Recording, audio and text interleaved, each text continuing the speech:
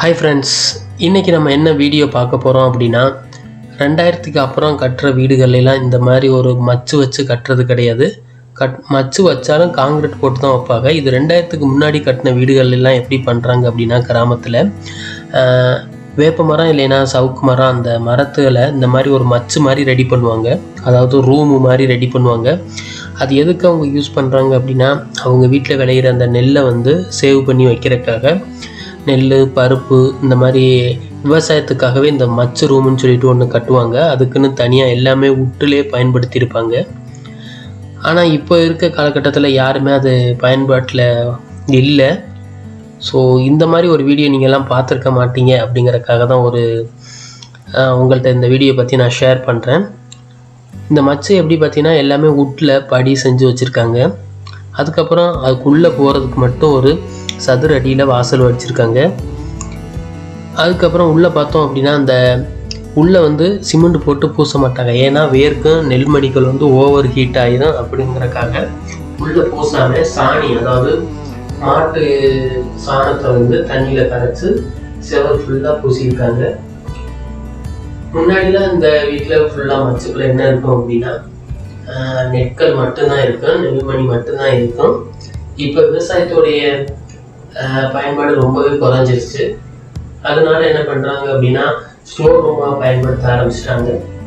So next இயருக்கு எதெல்லாம் தேவைப்படுமோ அந்த திங்ஸ் எல்லாம் எடுத்து இந்த மாதிரி பிளேஸில் சேவ் பண்ணி வச்சுட்டாங்க. இந்த மச்சிலே ஒரு சின்ன ஜன்னல் வச்சுருப்பாங்க. அது எதுக்கு அப்படின்னா, இந்த நெல் நம்ம விவசாயம் பண்ணி அறுத்து வர அந்த நெல்மணியை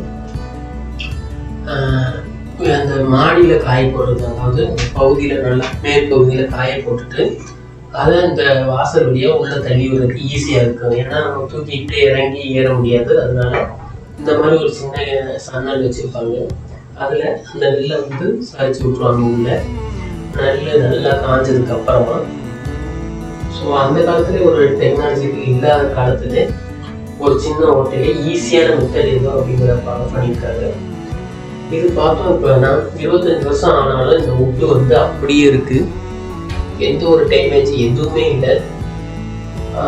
அதாவது இந்த உட்டு செய்யறவங்க வந்து ஆசாரின்னு சொல்லுவோம். அவங்க சூப்பராக செஞ்சு வச்சிருக்காங்க. அதுக்கப்புறம் மட்டி பெயிண்ட்னு ஒன்று அந்த உட்டு ஃபுல்லாக அடிச்சிருக்காங்க.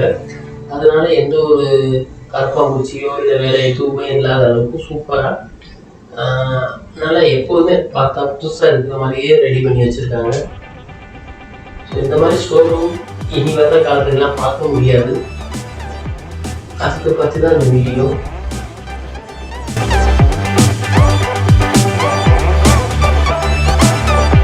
இந்த லாக்கர் எப்படி வச்சுருக்காங்க அப்படின்னா, ஒரு சிங்கிள் டோரில் நம்ம கீழே இறங்கிட்டு அதுக்கப்புறம் ஒரு ஹேண்ட்லே க்ளோஸ் பண்ணுற மாதிரி வச்சுருக்காங்க. அதுக்கப்புறம் நம்ம லாக் பண்ணிவிட்டு சின்ன பூட்டு போட்டுக்கலாம். அந்த மாதிரி ஒரு மெத்தடில் வச்சுருக்காங்க. ஸோ புதுசாக பார்க்குறவங்களுக்கு எங்கே தான் வழி இருக்குது அப்படிங்கிறத தெரியாது. அந்த அளவுக்கு சேமாக இருக்குது அந்த உட்டு ஃபுல்லாக. ஸோ ரொம்ப சூப்பராக ஒரு நைஸ் மெத்தடில் பண்ணியிருக்காங்க.